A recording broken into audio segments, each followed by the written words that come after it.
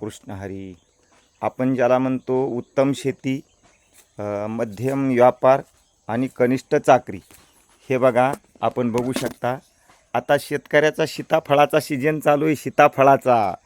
आणि हे आनंद तुम्हाला सर्व्हिसवाल्याला मिळणार नाही, कारण पाड काय असतो तुम्हाला आम्ही पाड देऊ शकत नाही. तुम्हाला पिकू घातलेलं सीताफळ देऊ, पण हे पाडाचं सीताफळ आहे.